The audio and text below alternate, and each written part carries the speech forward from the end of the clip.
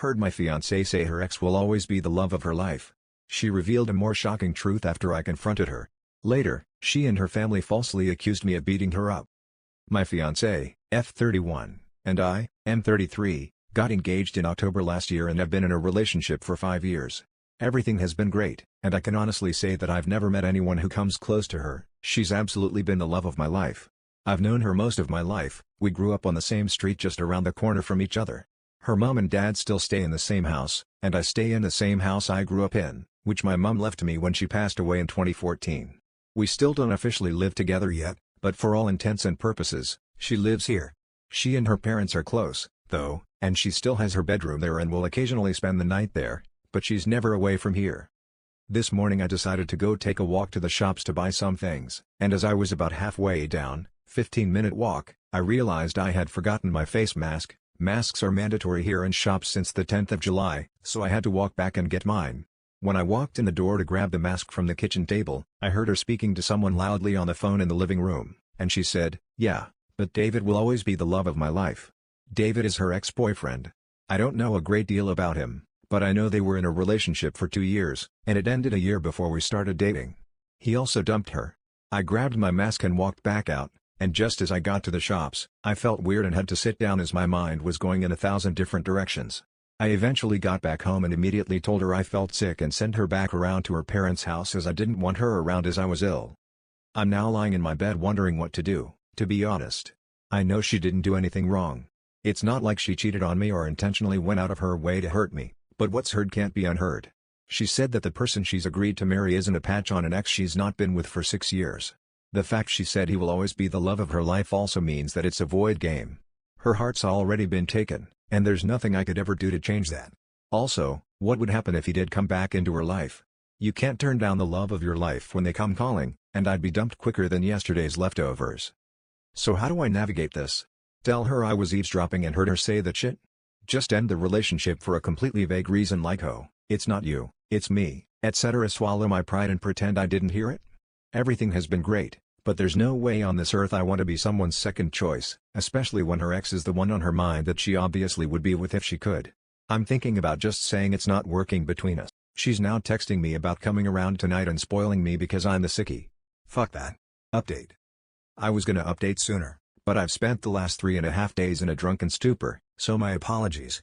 But I'll warn you, this is not a good update. So after posting and receiving some advice on Reddit on Thursday, I was thinking of telling her to come back around on Thursday night so we could talk, but settled on Friday morning instead as I wanted to get my head in a clearer state. She still thought I was ill, so I needed a bit of time to think through what I was going to say. She comes around on Friday morning at about 8 a.m., and I think she could see right away that something was wrong as I must have looked stony-faced, and you could cut the atmosphere with a knife. Anyway, I said to her that I wasn't really sick and that yesterday as I was going to the shops, I forgot my mask, had to come back to retrieve it, and when I got in to get it, I heard her talking in the other room, about David. Her face went completely pale, and she started welling up, so I instinctively stopped talking and just stared at her. She then runs into the toilet, locks the door, and starts hysterically crying, and alarm bells are going off all over the place in my head. Her reaction made me think she didn't know what I heard, so she must have said some other shit about him as well.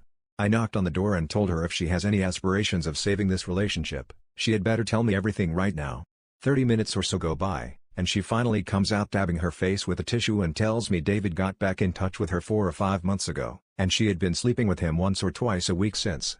All I can think of is that the snippet of conversation I heard her having was her friend or something helping her choose between David and me. When I heard this, I hit the roof. I threw her out, grabbed handfuls of her stuff, put it in bin bags, and threw it out the door into the front garden. She's still standing there, by the way.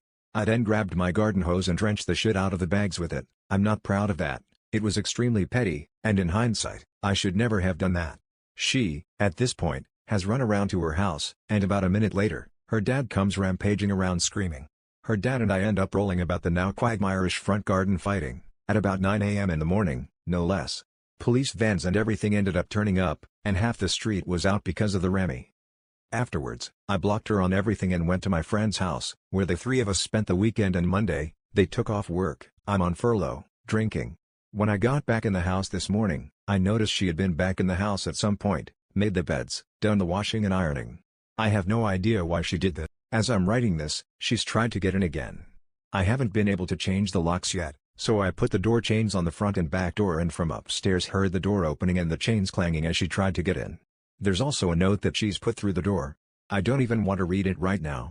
I'm too hurt, hungry, and hungover to even think about what she has to say. OP tells what the note said in a comment. The note/envelope had the engagement ring in it and a very sickly sweet letter about how she wasn't ready to give up on us and was gonna fight for me. It's genuinely funny looking back on it now if I'm being honest. Update 2. Sorry for the belated update, but I'm in a bad way right now. I'm half drunk as I write this, so bear with me. Since everything that has happened, things have taken a turn for the worse, as many of you mentioned I should do. I sent an email to her father, explaining my side of the story and apologizing for taking things public and embarrassing his daughter, but as I said previously, I acted instinctively. I didn't apologize for fighting him as I was reacting to him coming at me. He told me to fuck off and accused me of biting his ear for some reason. So that's what was stuck in my teeth. I'm joking, of course, if you don't laugh. About a week ago, I went outside to find my car keyed right down from the passenger side wing mirror around to the boot. Last Sunday, I was walking down the road to meet a friend at the Arches, a place where we occasionally hang out and walk from an arched bridge, and as I was turning the corner, the local mouth, Gossip, called me a disgrace. I said, "How am I a disgrace?" And she told me that I'm a disgrace for beating up my ex-fiancé. Let's be clear here, I've never laid a finger on her in my life. Either her, her father, or someone else is perpetuating this lie, and me throwing her shit out and hosing it has given this authenticity. I haven't spoken to my ex, and she hasn't tried to contact me anymore. I think they're all on the same page now, that I'm the bad guy. I've got the ball rolling in putting my house up for sale. I can't live here anymore. I wish I still had my mom to lean on. She would make things better. Sorry for the shit update. Update 3. First of all, I would like to thank everyone who has reached out. I've tried to reply to everyone, and hopefully, this update will help. I am still in my house, but I will be renting it out rather than selling it. I can't, in good conscience, give up something that was my mom's and has been in the family for generations. I have spoken to her father, and I understand why the family circled the wagons. But to throw me under the bus so brutally was genuinely ridiculous. Collateral damage to me and my name is alright, apparently. Only known them my entire life. All in all, I feel like I was in the midst of a shit shower that changed course. Still struggling, but feeling a lot better now that I've got an umbrella and a fucking roadmap. I also would like to note that I posted on social media giving my side of the story. Whether that was right or not is up for debate, but it was after I had let those close to me discreetly spread it first, so I felt the time was right. Her side is still singing off the same hymn crap, but I'm hoping neutrals will see things from my side. My close pals have been incredible throughout all this, but that's why they're close pals, I guess. Final update. Well, it's been over a year, and I have since moved out of my house and am now renting it to an older couple, so I thought I would update you. I'm doing great and have even got myself a girlfriend, wish me luck. What did I learn? Shit hit the fan fast, but I stood strong, and for the first time in what seems like an age, I'm looking forward to the future. We only get one life, right? Fuck spending it with someone who would treat me like trash.